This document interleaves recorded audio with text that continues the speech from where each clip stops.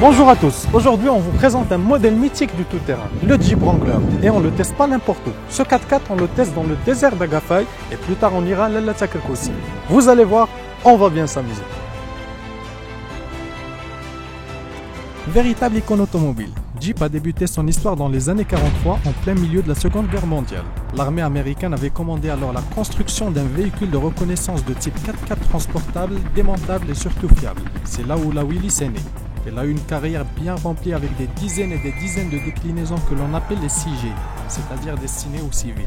Il a fallu attendre la fin des années 80 pour que Jeep commercialise enfin une version moins rustique et avec des performances routières, le Wrangler.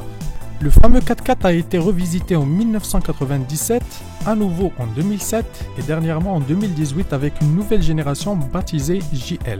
Et pour faire de nouveaux adeptes sans pour autant trahir ses nombreux fidèles, ce 4x4 pur réduire mais quelques grammes de douceur sous sa robe de brute pour s'adapter cette fois-ci même à la ville en offrant des équipements de sécurité comme par exemple la caméra de recul et le Start and Stop automatique. Les changements sont légers mais on peut facilement différencier ce nouveau Wrangler de la précédente génération avec notamment ses phares ronds façon yeux ébahis qui empiètent légèrement sur le museau à 7 lamelles et les feux de jour qui sont désormais sur les ailes. De profil, ce nouveau Wrangler JL se distingue par un pare-brise plus incliné pour des raisons d'aérodynamisme.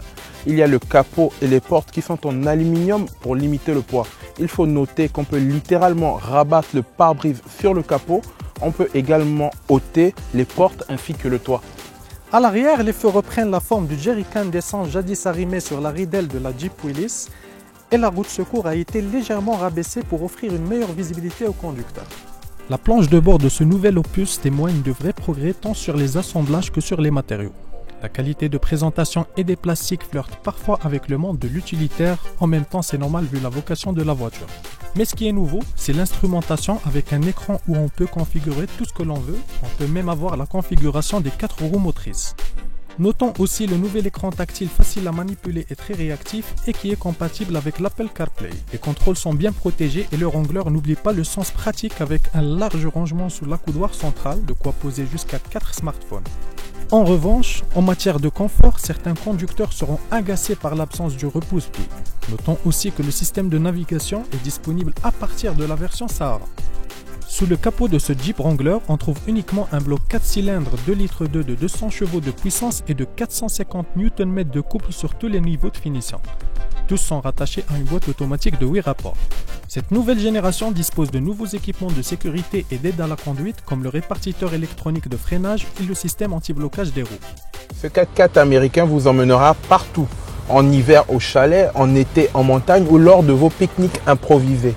Enclenchable via le command track sans levier, la puissance peut être répartie via les deux essieux. En plus du mode part-time, il y a un nouveau mode qui sert à évoluer en tout terrain.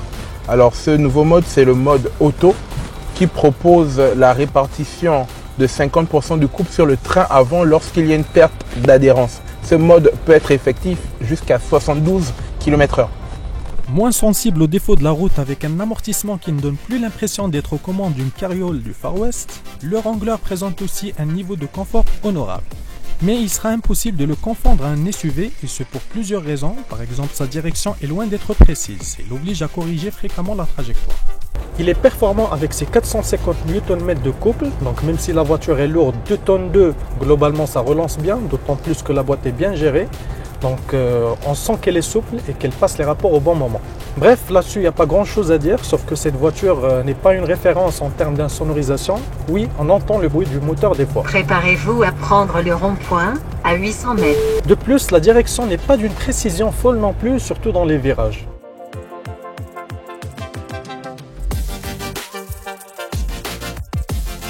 Le Wrangler propose toujours cette version longue qui s'étend sur 4,88 m, mais évidemment on conserve au catalogue la version à 3 portes qui s'étend sur 4,33 m.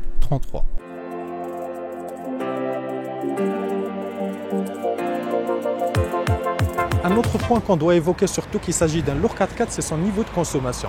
Alors en ville, je dirais qu'on a atteint les 9 litres au 100, contre 7 litres au 100 en voie rapide, ce qui fait un mix d'environ 8 litres.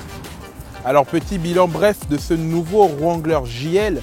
Alors on pourra dire qu'il accuse des lenteurs, notamment avec sa tenue de route moyenne, mais mis sur des atouts majeurs, notamment son look indémodable et sa tenue en tout terrain parfaite. Il fera sans doute des nouveaux adeptes. Bon, je crois qu'on a fait le tour.